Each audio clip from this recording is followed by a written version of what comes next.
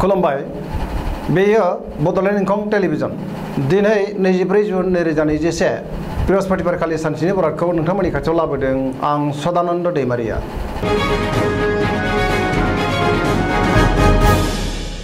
सिगां फरायनो लादों मेष राशि गिबि हांखो अ ल दिनैनि साना जोबोर मोजां गुबुननि अनसायनाय मोननानै गोसोखौ दिनै जोबोर गोजोननाय मोनगोन। गोसोनि बोलोआ बांगोन देहाया दिनै मोजाङै थागोन अब्लाबो नाथाय जानाय लोंनायाव सांग्रां जानाया गाहाम।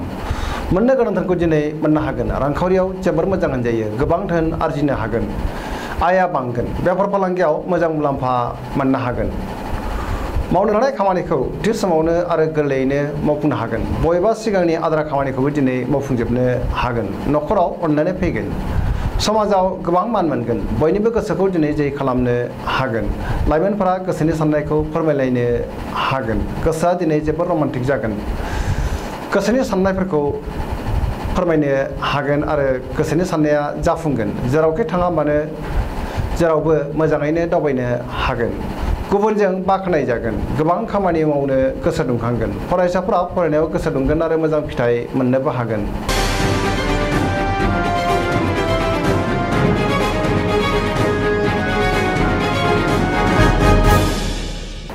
वृष राशि गिबि हांखो इ उ ब दिनैनि साना मोजां आरो गाज्रिनि गेजेरजों बाबेनलांगोन गोसोखौ दिनै जोबोर गुलाय गुजाय मोनगोन।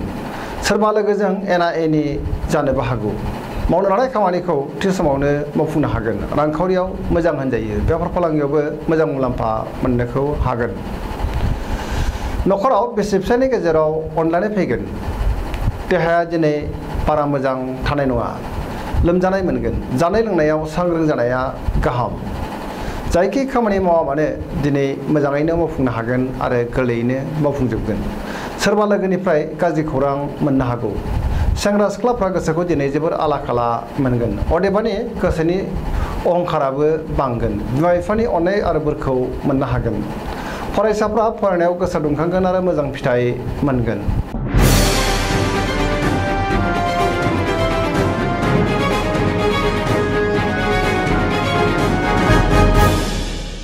मिथुन राशि गिबि हांखो ख स दिनैनि साना बारा मोजां नङा गोसोखौ जोबोर उसुखुथु मोनगोन। सोरबा लोगोनिफ्राय गाज्रि खौरां मोनगोन सांग्रां जानाया गाहाम। नेगेटिभ एनार्जिनि गोहोम गोग्लैगोन देहाया दिनै बारा मोजां थानाय नङा जानाय लोंनायाव सांग्रां जानायनि गोनांथि दङ। रांखावरियाव बारा मोजां नङा नाङा फाङा खरसाया बांगोन मोननो गोनांथारखौ दिनै मोननो गोब्राब जागोन। बेफार फालांगियाव खहा जानांनो हागौ। न'खराव बिसि फिसायनि गेजेराव अनलायनाय फैगोन बिदा फंबायनि हेफाजाब मोनगोन अदेबानि गोसोनि बोलोआ लोरबां जागोन। बिदा फंबायजों मोजां सोमोन्दो थागोन बिमा बिफानि अननाय आरो बोरखौ मोनगोन। गोसोनि साननायफोरा देबार नांगोन लाइमोनफोरा गोसोखौ दिनै जोबोर आला खाला मोनगोन। गोसोनि हास्थायनायफ्रा जाफुंनाय नङा। फरायसाफ्रा फरायनायाव मोजां फिथाइ मोननो हागोन आरो गोसोबो दुंगोन।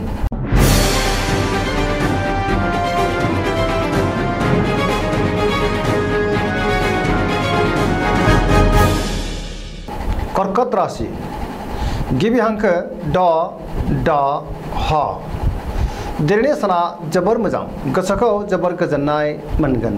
मावनो लानाय खामानिखौ थि समावनो आरो गोरलैयैनो मावफुंनो हागोन रांखावरियाव जोबोर मोजां होनजायो अदेबानि खरसायाबो बांगोन। मोननो गोनांथारखौ दिनै मोननो हागोन बेफार फालांगियाव जोबोर मोजां मुलाम्फा मोननो हागोन आया बांगोन देहाया दिनै मोजाङै थागोन अब्लाबो जानाय लोंनायाव सांग्रां जानायनि गोनांथि दङ। पजिटिभ एनार्जिनि गोहोम गोग्लैगोन गुबुना हेफाजाब होनो नाजागोन लोगोफोरनि हेफाजाब मोनगोन। न'खराव बिसि फिसायनि गेजेराव अनलायनाय फैगोन बिदा फंबायनि हेफाजाब मोनगोन। फरायसाफ्रा फरायनायाव गोसो दुंखांगोन आरो मोजां फिथाइ मोननोबो हागोन। गुबुनजों गोरोबनानै खामानि मावनो रोंगोन बहाबा थाङोब्ला दिनै जोबोर मोजां आरो मोजाङैनो हान्थिनोबो हागोन। लाइमोनफोरनि गोसोआ दिनै जोबोर रमान्टिक जागोन।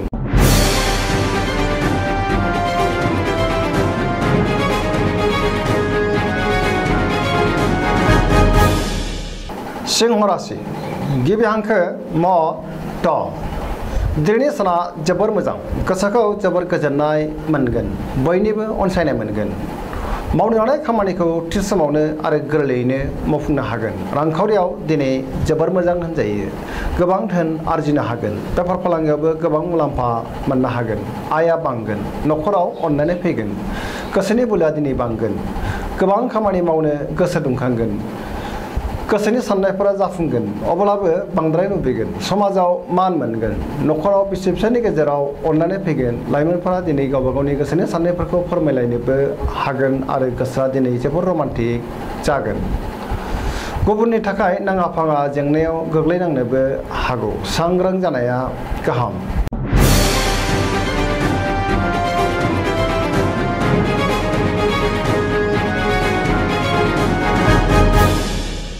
कन्या राशि गिबि हांखो प ट दिनैनि साना जोबोर मोजां। बयजोंबो गोरोबनानै खामानिखौ मावनो रोंगोन। गुबुनजों मोजां सोमोन्दो थागोन। गोसोनि बोलोआ बांगोन। गोसोखौ दिनै जोबोर गोजोननाय मोनगोन। सोरबा लोगोनिफ्राय मोजां खौरां फैगोन। गोबां खामानियाव मुखुब थागोन। समाजाव गोबां मान मोनगोन। सिगांनि बबेबा खामानिखौ दिनै गोरलैयैनो मावफुंनो हागोन। गुबुननि गोसोखौ बोनो हागोन। रांखावरियाव दिनै जोबोर मोजां। अब्लाबो नाथाय खरसायाबो बांगोन। बेफार फालांगियाव जोबोर मोजां मुलाम्फा मोनगोन। पजिटिभ एनार्जिनि गोहोम गोग्लैगोन। गोसोनि साननायफोरा जाफुंसारगोन। देहाया दिनै मोजाङै थागोन। अब्लाबो जानाय लोंनायाव सांग्रां जानाया मोजां। न'खराव बिसि फिसायनि गेजेराव अनलायनाय फैगोन। मावनो लानाय खामानिखौ थि समावनो आरो गोरलैयैनो मावफुंनो हागोन। गोसोआ दिनै जोबोर रमान्टिक जागोन। गोसोनि साननायफोरा जाफुंसारगोन। फरायसाफ्रा फरायनायाव गोसो दुंगोन आरो मोजां फिथाइ मोननोबो हागोन। धोरोमारि बिथिङाव गोसो दुंखांगोन। सरासनस्रायै दिनै साना जोबोर मोजां आरो मोजाङैनो बारग'लांगोन।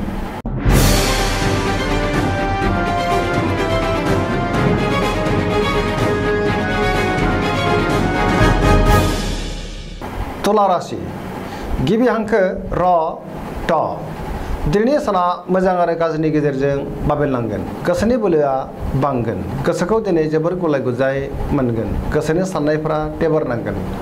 अदेबानि सुथुरखौ फेजेननोबो हागोन। मावनो लानाय खामानिखौ थि समावनो मावफुंनो हागोन। देहाया दिनै मोजाङै थागोन। रांखावरियाव बारा मोजां नङा। मोननो गोनांखौ दिनै मोननो गोब्राब जागोन। नाङा फाङा खरसायाबो बांगोन। न'खराव बिसि फिसायनि गेजेराव एना एनि फैनो हागौ। समाजाव मान मोनगोन। बेफार फालांगियाव गोबां खहा जानांनोबो हागौ। सांग्रां जानायनि गोनांथि दङ। लोगोफोरनि हेफाजाब मोनगोन। सोरबा आगुनि लोगोजों बहाबा लोगो मोनलायगोन। सिगांनि आद्रा खामानिखौ मावफुंनो नाजायोब्लाबो दिनै गोबां रोखोमनि हेंथा हेंथि नुजाथिगोन। लाइमोनफोरनि गोसोआ दिनै जोबोर आला खाला जागोन। फरायसाफ्रा फरायनायाव गोसो दुंखांगोन आरो मोजां फिथाइ मोनगोन।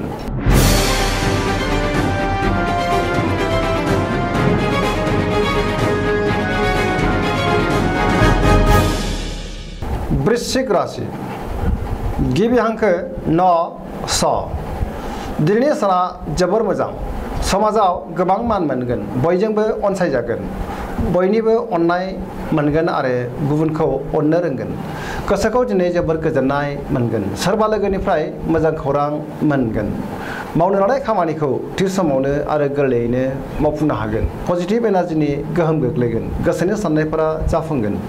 न'खराव अननाय फैगोन। बिदा फंबायनि हेफाजाब मोनगोन। रांखावरियाव दिनै जोबोर मोजां होनजायो। आयआ बांगोन। मोननो गोनांखौबो दिनै मोननो हागोन। बेफार फालांगियावबो गोबां मुलाम्फा जागोन। देहाया दिनै मोजाङै थागोन। अब्लाबो नाथाय जानाय लोंनायाव सांग्रां जानाया गाहाम। गुबुनजों जोबोर मोजां मोनजागोन आरो बाख्नायजागोन। लोगोफोरनि हेफाजाब मोननो हागोन। गोसोआ दिनै जोबोर रमान्टिक जागोन। बिमा बिफानि अननाय आरो बोरखौ मोननो हागोन। फरायसाफ्रा फरायनायाव गोसो दुंगोन आरो मोजां फिथाइ मोनगोन। सरासनस्रायै दिनै साना जोबोर मोजां आरो मोजाङैनो बारग'लांगोन।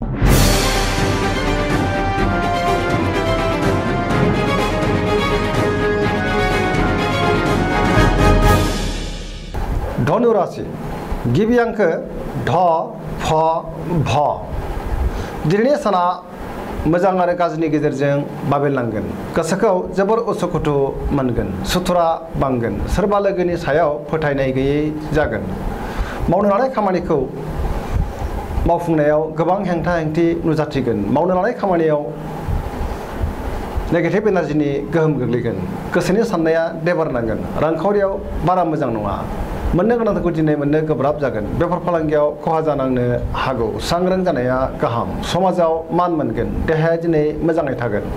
गोबां रोखोमनि जेंनाफोरजों मोगा-मोगि जानांनो हागौ। न'खराव अनलायनाय फैगोन। फरायसाफ्रा फरायनायाव गोसो दुंखांगोन आरो मोजां फिथाइ मोनगोन। लाइमोनफोरा गोसोखौ दिनै जोबोर रमान्टिक मोनगोन आरो गावबा गावनि गोसोनि साननायखौ फोरमायलायनोबो हागोन। गोसोखौ फोरमायनो मोननानै दिनै जोबोर रेजें मोनगोन।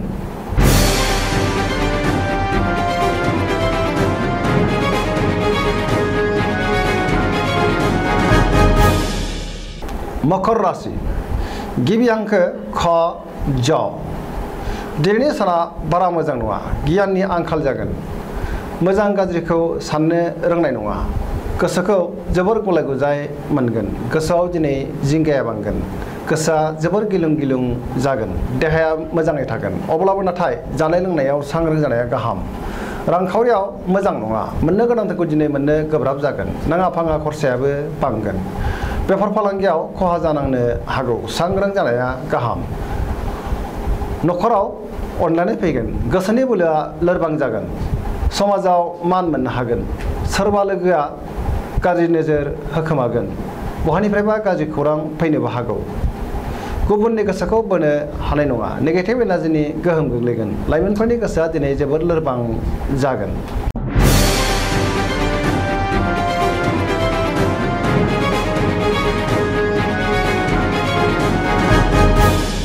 कुम्भ राशि गिबि हांखो ग स स दिनैनि साना मोजां आरो गाज्रिनि गेजेरजों बाबेनलांगोन। गोसोखौ जोबोर उसुखुथु मोनगोन। गोबां मोजां खाबु गोमालांगोन। गोसोआ दिनै जोबोर आला-खाला जागोन। मावनो लानाय खामानिखौ थि समावनो मावफुंनो गोब्राब जागोन। समाजाव मान मोनगोन। रांखावरियाव मोजां होनजायो। बेफार फालांगियावबो मोजां होनजायो। देहाया दिनै मोजाङै थागोन। अब्लाबो नाथाय जानाय लोंनायाव सांग्रां जानाया गाहाम। न'खराव अनलायनाय फैगोन। सोरबा लोगोनिफ्राय मोजां खौरां मोनगोन। अब्लाबो गोसोनि साननायफ्रा देबार नांगोन। गुबुननि थाखाय नाङा-फाङा जेंनायाव गोग्लैनांनोबो हागौ। सांग्रां जानाया गाहाम। सेंग्रा सिख्लाफ्रा गोसोनि साननायखौ फोरमायलायनो हागोन। फरायसाफ्रा फरायनायाव गोसो दुंखांगोन आरो मोजां फिथाइ मोननोबो हागोन।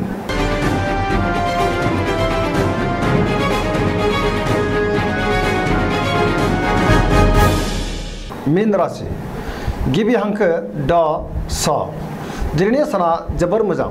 गोसोखौ जोबोर गोजोननाय मोनगोन। गुबुननि हेफाजाब मोनगोन। गोसोनि बोलोआ बांगोन। गावनि गोसोनि साननायखौ गुबुननो फोरमायनो हागोन। देहाया दिनै मोजाङै थागोन। अब्लाबो नाथाय जानाय लोंनायाव सांग्रां जानाया गाहाम। रांखावरियाव मोजां होनजायो। मोननो गोनांखौ दिनै मोननो हागोन। आयआ बांगोन। बेफार फालांगियाव गोबां मुलाम्फा मोननो हागोन। न'खराव अनलायनाय फैगोन। मावनो लानाय खामानिखौ थि समावनो मावफुंनो हागोन। जायखि खामानि मावा मानो दिनै मोजाङैनो मावफुंनो हागोन। लाइमोनफोरनि गोसोआ दिनै जोबोर रमान्टिक जागोन आरो गावबा गावनि गोसोनि साननायखौ फोरमायलायनोबो हागोन। फरायसाफ्रा फरायनायाव गोसो दुंखांगोन आरो मोजां फिथाइ मोनगोन। सरासनस्रायै दिनै साना जोबोर मोजां आरो मोजाङैनो बारग'लांगोन। दिनैनि राशि फरायनाया एसेनोसै। जोबनायाव बेखौनो खावलायो जाहाथे नोंथांमोना सानफ्रामबो जोंनि बे बड'लेण्ड इंखं टेलिभिजनखौ नायबाय थायो आरो साबस्क्राइब खालामो। एसेनोसै। गोजोन्थों।